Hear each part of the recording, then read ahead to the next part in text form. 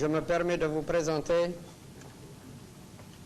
à tous, correspondants et membres de la presse internationale présente aux Nations Unies, le Premier ministre du gouvernement de la République du Congo, M. Lumumba. Représentant de la presse, c'est avec plaisir que je me trouve aujourd'hui parmi vous pour vous parler des problèmes du Congo. Je suis venu aux États-Unis pour prendre contact avec le secrétaire général des Nations Unies, lui exposer avec objectivité les causes des événements du Congo et demander son appui pour que les troupes belges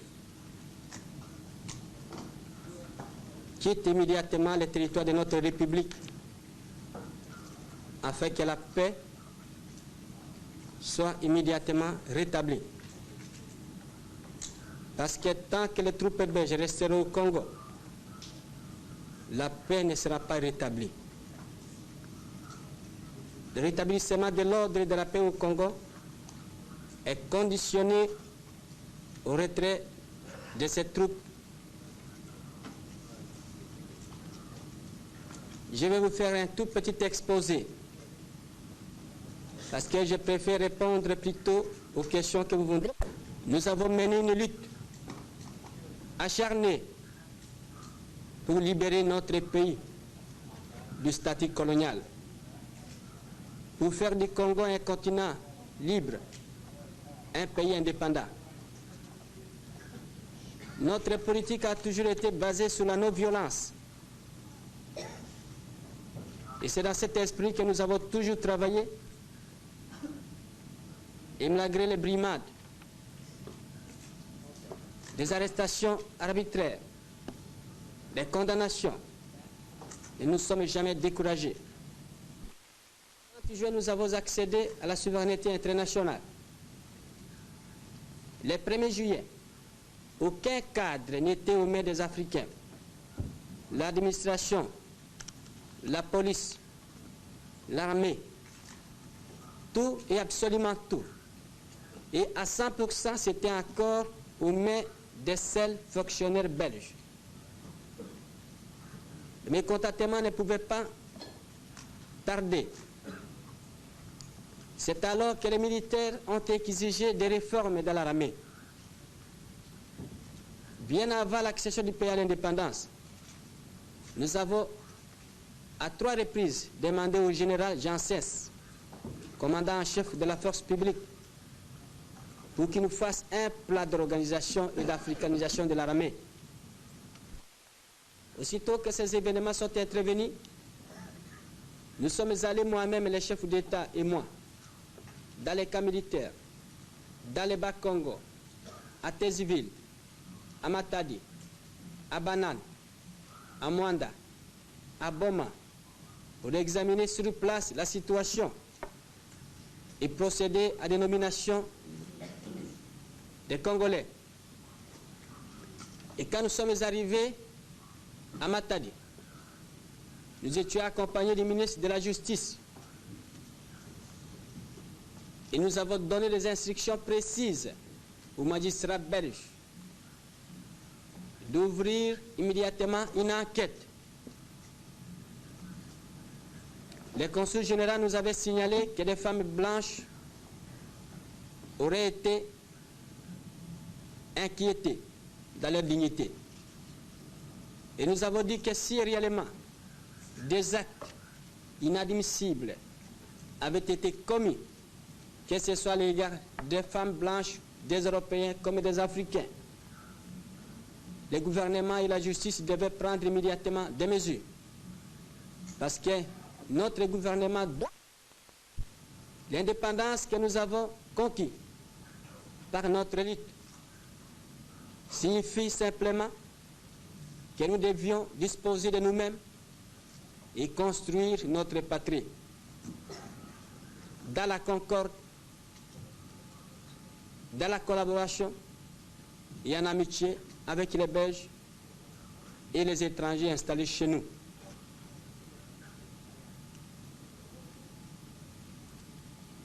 Notre gouvernement a pris position de son installation d'entretenir des relations correctes avec tous les pays amis. Cette position reste intacte. Notre amitié vis-à-vis du peuple belge reste également intacte. Nous ne voulons pas du tout incriminer la Belgique en tant que pays. Quand nous nous rendons autour du Conseil de sécurité,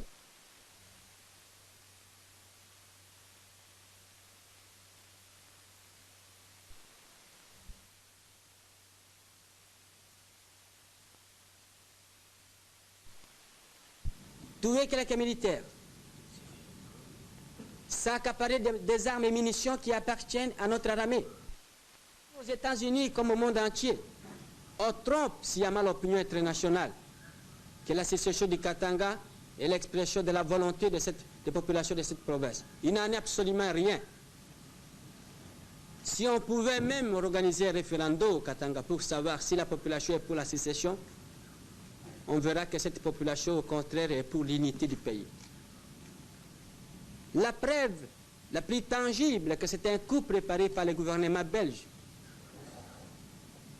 Il résulte par le fait que le gouvernement belge a envoyé il n'y a pas longtemps un général belge au Katanga pour assurer le commandement en chef des troupes du Katanga. La deuxième preuve, c'est que le gouvernement belge vient encore d'envoyer un émissaire spécial au Katanga pour prendre contact avec M. Tshombe. Et j'ai eu le plaisir de lire la réponse de M. le secrétaire général adressée à M. Tshombe. Et dans cette réponse, M. le secrétaire général lui disait qu'il n'est pas question de reconnaître Katanga comme indépendant, parce que Katanga fait partie intégrante de la République du Congo. Et cette position est la position de l'Organisation des Nations Unies, du Conseil de sécurité. Et nous sommes très satisfaits. Le Congo ne veut pas vivre isolé. Nous ne refusons personne chez nous. Le Congo est un pays frère et un pays qui vous tend la main, une main fraternelle. Nous reconnaissons les progrès que laisse la science, les progrès de la science, de l'instruction, de la technique. Je vous assure que chez nous au Congo, et contrairement à ce qu'on a dit, il n'y a aucun sentiment de haine à l'égard du blanc. C'était un incident localisé et qui reste localisé dans le cadre de l'armée.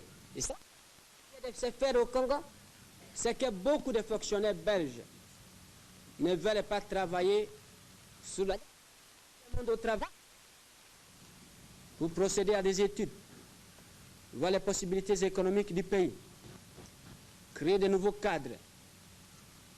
Et je suis convaincu, je suis optimiste qu'avec notre programme, avec notre volonté et avec les concours qui nous est déjà assurés par des pays amis, dans quelques mois, le Congo va reprendre une vie normale et rapide. Et dans un an, dans 2 ans, quand les représentants de la presse internationale viendront au Congo, parcourir le Congo, vous allez trouver là-bas, au centre de cette Afrique, un peuple joyeux, un peuple pacifique qui vous tendra la main. Et c'est ça, c'est ça.